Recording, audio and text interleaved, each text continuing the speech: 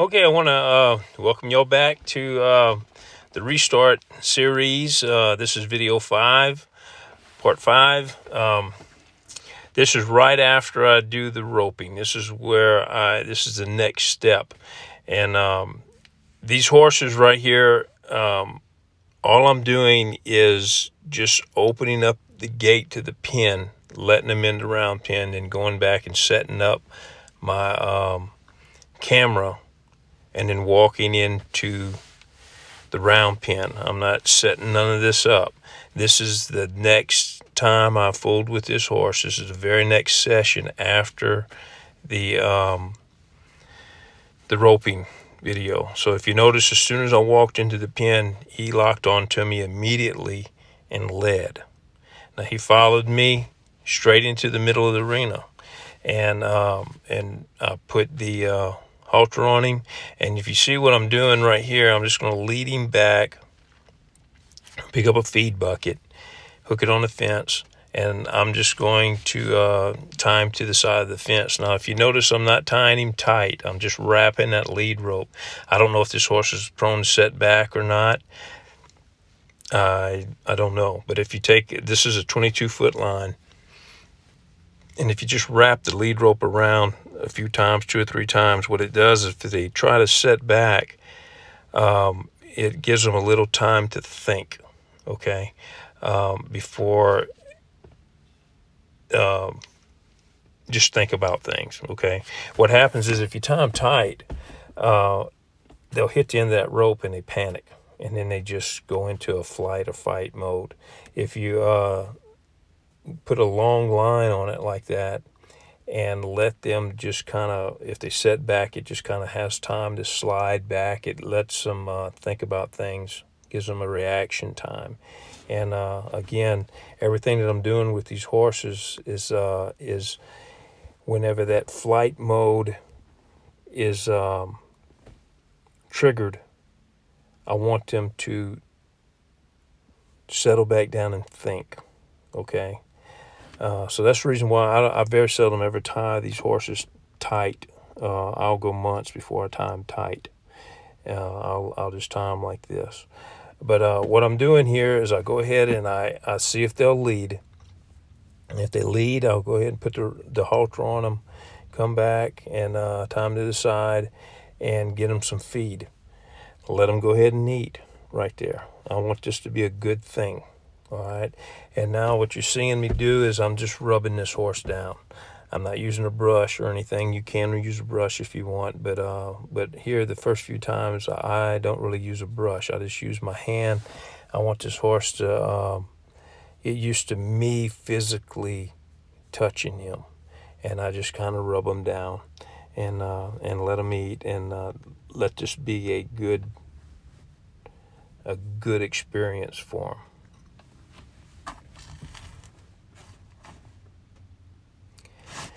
And so I'm not giving them a whole lot of feed. It's just handful. I don't feed a whole lot of grain. My horses eat hay and grass. That's the best thing for a horse. That's the healthiest thing you could feed your horse, is just good hay and grass. I'll put like a quart of feed in there, and that's it. And just let them eat it, and gives it's kind of like a treat. I'm not one big on treats. I don't do the clicker training or anything like that. But first thing you do when you catch your horse, if you're going to use them all day, what I do is I'll go catch them and I'll feed them. I'll make sure they have a feed when they're being worked, because they're going to need those calories if they put in a 10 or 15 or 16 hour day, which is common on the ranch. So there we are. So I led him back to the middle of the arena, and what I'm going to do here is basically, I don't want to use the word lunge because I'm not lunging him. What I'm going to want him to do is I'm going to lead him around me, okay? I'm going to teach him to lead in a circle, okay? And why I'm not saying this is lunging is because lunging, you go to the hindquarters and you're driving them around. This is leading them around. What I want him to do is follow my hand. Now, there's two different schools of thoughts on this, and it depends on what you want the outcome to be. If you're looking more towards like a cutting horse where you just give the horse a command and then he's to follow through and just take it upon himself to continue it. You give him direction, he maintains speed and direction till you tell him something else, basically. If that's what you want to do, what you would do is when you direct him to move, you would go back to the neutral position until you want him to stop. Then you would tell him to give him another command.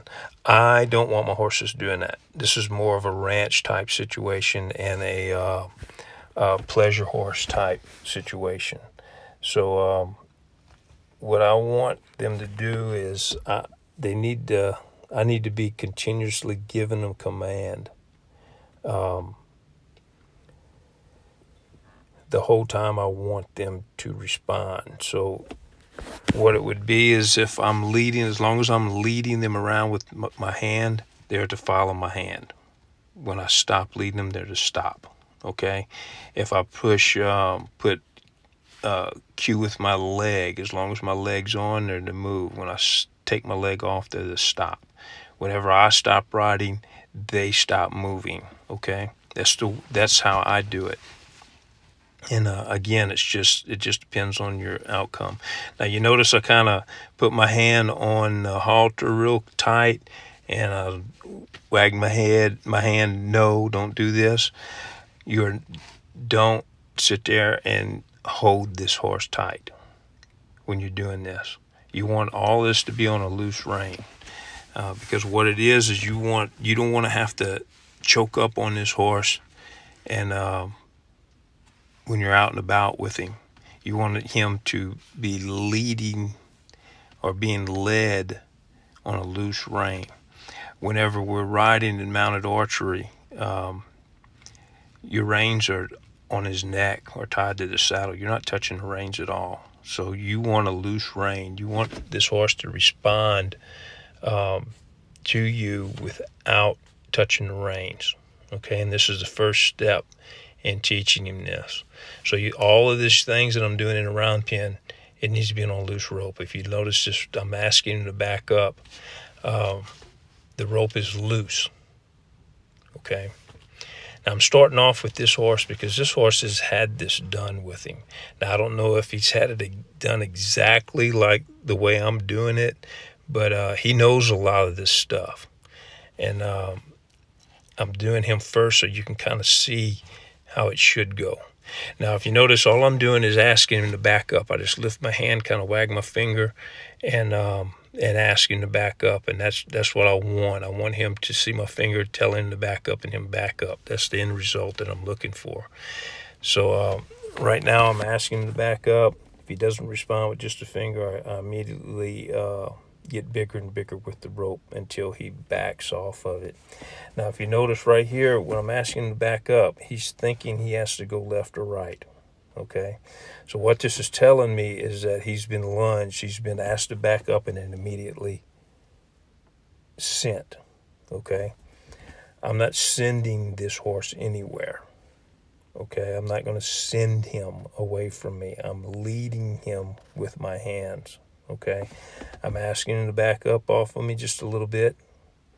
If I got to use him on a ranch or whatever, and I rope a calf and I get down on the ground, I need him to be able to back up and keep tension in the rope when I ask him to. I need him to go left or right when I ask him to. Okay, that's the foundations of this. This is how you teach this horse to do that. So I'm asking him to back up and then watch my hands. Okay, watch what I'm asking him to do and do it. So, again, I asked him to back up steadily. He didn't, so I just got bigger. I had to put the rope in between my hands and kind of swing it to get him off of me now. What I'm doing here is I'm just directing him with my left hand. I want him to go to the left. So I'm directing him with my left hand. I'm going to go ahead and swing the rope. He's going to run into it. Now, if I had to touch him, I didn't have to touch him with the rope. He responded. If I would have had to touch him with the rope, I'd have touched him on his front shoulder. Okay? I wouldn't have touched him on his hind quarter. I'm not driving this horse away from me. I'm leading him around in a circle. There's a big difference. Okay? Big difference. In liberty, you don't want to drive your horse away to teach them liberty. You want to lead them in a circle. Okay, that's the difference to having a horse that's going to lock in on you and want to continue to come into you is leading. Now, if you see this horse, he's getting up into a trot and just getting a little anxious and thinking that he has to move a little faster than what I'm asking him to move. He needs to learn he doesn't have to do that. I'm not getting after him. All I want him to do is move at the same speed that I'm moving. I want him to move at the same speed that my hand's moving. Okay, he doesn't have to go any faster. All right. If you notice, whenever I'm leading him with my hand and we're going, my hand might be just in front of his nose or even with his nose. Okay. When he gets behind him, it means that he needs to change directions. But he doesn't need to go any faster than this because I'm not asking him to go any faster than this.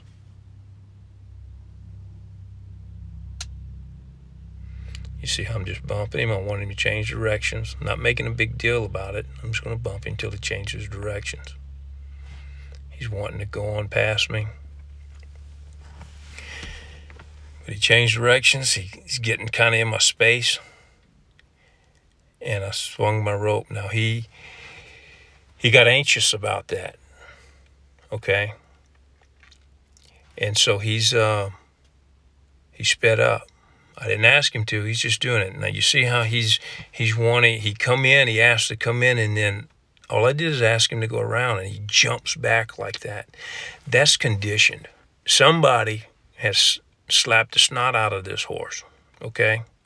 Somebody got onto him when they didn't need to get onto him. All right? And that might not be the case. Might not have happened, but I'm thinking that's probably what happened, judging by his response, because he felt that he had to move faster than my hand was moving. And he come into my space, and what it was he mistook me just asking him to move around for me getting on him for being in my space. I don't mind if a horse comes in. I want that draw. Okay? I can send him from right here where we're at. You see how he's kind of close?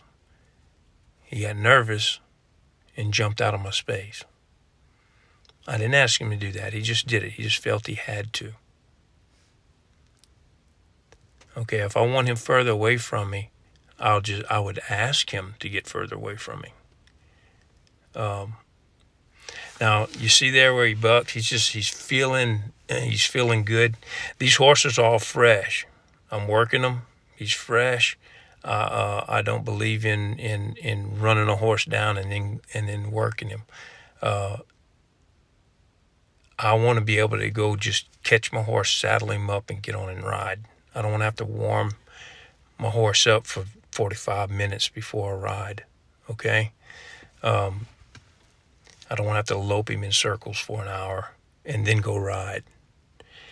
I want to be able to saddle him up and ride off. So I work them fresh. They learn all this fresh. Now in that, he's just a little full of himself. And he's misunderstanding a lot of the things that I'm telling him to do. His motion gets up and he's reacting. He's overreacting to a lot of stuff. Now he's been kind of dominant, so he's all that stuff, this bucking and different things, is not only his freshness, but he's kind of protesting things a little bit. but I'm just going to stay calm, keep going what I'm doing, keep doing what I'm doing, and just keep asking him, and he'll settle down. Now you're going to notice, see that little bob in his head? He twisted something. He did something when he was acting silly. It ain't something bad, but he did a little something. You see right there? See his head bobbing? He stepped on something, or clipped himself, or did something. I'm not going to immediately stop the lesson and say, "Oh my God, my horse is dying." No, he did this. Okay. Now, guys, I'm not this politically correct person, and I might go to horse trainer hell for this, but he did this himself. I'm not asking him to run around like a fool. If he wants to run around like a fool, he can run around like a fool, but I'm not asking him to. All I'm asking him is to move very easily, very lightly, and that's all he needs to do. Now, once you see how he's calmed down, he's settled down, he said, well, that might not have been the smartest thing for me to have done. To act like that. Maybe I need to slow down just a little bit. Okay? And that's what he done. So now I'm going to come in and I'm going to check his foot, make sure he doesn't have anything stuck in it. Okay? He might have stepped on a thorn. He might have done something. But I'm going to pick his foot up, make sure nothing's in it, press around on his frog and stuff. And he's fine. He just stepped wrong is all it was. And he's fine. As soon as he walks it off a little bit, you're going to see that his head's going to stop bobbing, and he's going to be fine. He just misstepped. So I'm going to continue on. I'm asking him to go. He's like, I really don't want to. Yes, you really have to. No, I really don't want to. But yes, you do. Now, you don't have to act silly. All you have to do is go the speed that I'm asking you to go. Okay?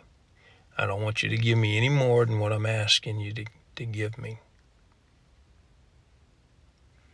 And what that is him following my hand. I want him following my hand. I want him to go the speed that my hand is moving.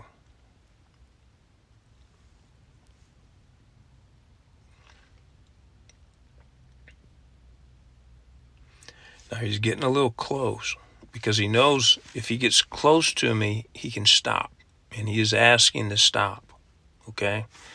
I'm not letting him. I said, it's not time to stop. I didn't tell you you can stop. Okay? So I sent him back off of me just a little bit.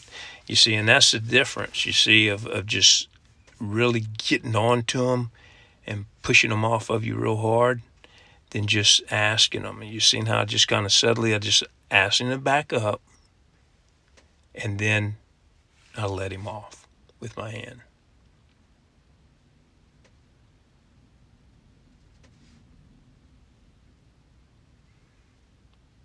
I'm just wanting him to face up, just change directions. He did. Draw him into me. That's great.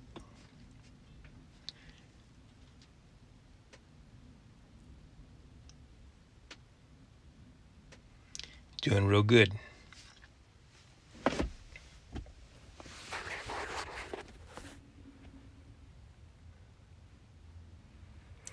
Once they figure out that, a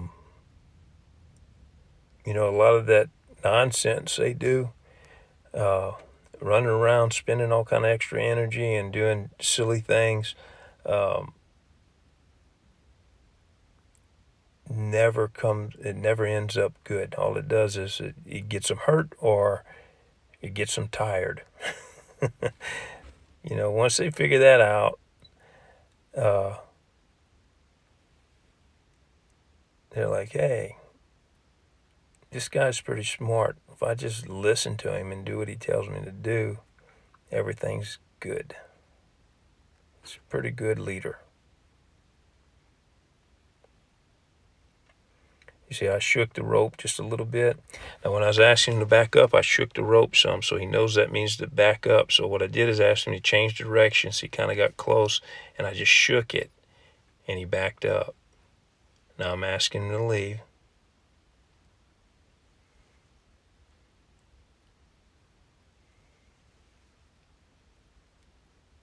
Or not really leave, just to follow my hand.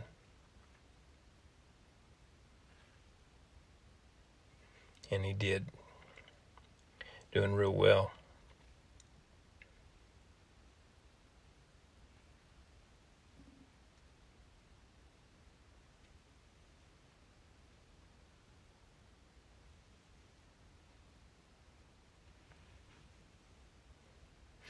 And you see, he tried to come on past me. He wasn't really paying attention. He kind of got lazy. He wasn't really paying attention to me. So when I asked him to face up and he started just to kind of walk on past me, you notice how I just got onto him a little more. You seen where his head bumped. And he stepped back. And here we are. He stepped back. That was good. Gave him a break. Now, he's wanting to stand, so I'm gonna take advantage of that right now.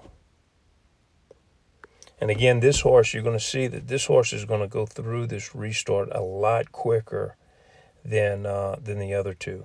And the reason being is this horse has had more training than the other two horses. The other two horses is kind of just green started, okay? They just got started. They started getting a little pushy. It was going to be a little bit more time than what the other trainer was wanting to put in to them, you know. So that's why they're here with me. So I'm just bringing them on in their training. This horse here has been trained, and judging so far, he's been started fairly well, okay.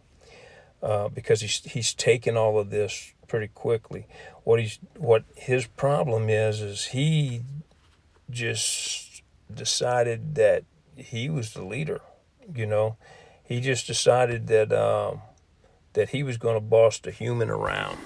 Okay, and what he needs to understand is that the human is the boss. You know, the human is the leader. So what it's looking like, just at face value, is that his training hasn't been maintained. Where he's been started just wasn't maintained. Now, I'm not saying that there's not any holes in his training, because on that, the more holes you have in your training, and what I mean is if you get to a certain point that that he kind of got it, but he didn't really get it good enough. You need to spend a little more time on things, and you just kind of blow past it. That's a hole. You're leaving a hole. So those things are harder to maintain. When you sell them or give them to somebody else, it's harder for them to maintain those things. So the thing is that the better a horse is started, the better they're trained, the less maintenance they need to maintain that. At the same time, every horse, no matter how well they're trained, takes some kind of maintenance. So you can have a very well-trained horse and not maintain them, and they'll go south on you. Or you can have a poorly trained horse, and they're really hard to maintain. Okay? So I don't know what case this is. I just know what he is right now. And he was real pushy, and just didn't want to listen. So what I'm doing right now is I'm going to get on this horse, because he had bucked just a little bit and ran off, grabbed a bit and ran off with this lady. So what I'm doing is I'm seeing if he'll stand for me. And I do this, I usually, the first time that I get on a horse, I get on him bareback. I do this, and what I'm doing is I'm just petting the horse with my whole body. I'm just waddling all over the horse. And if you do this without a saddle, it's easier to come off. You can slide off the horse. If you got a saddle on, You can't come off as easy, and it's hard to land on your feet. You might get hurt if the horse decides to buck or to run off. Okay, this horse is wanting to stand still, so I'm gonna take advantage of that. So what I'm doing is I'm going from side to side, jumping from side to side, and getting on and off of him from each side, and just kind of waddling around. And I'll sit up on the horse like this and let him see me over him. Let him see me over the top of him, and jump down and just kind of introduce him to me being on him. And he did really well.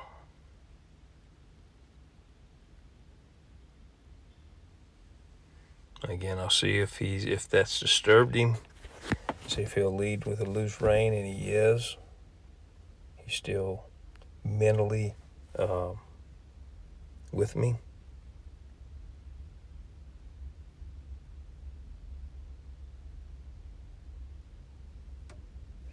Doing real well.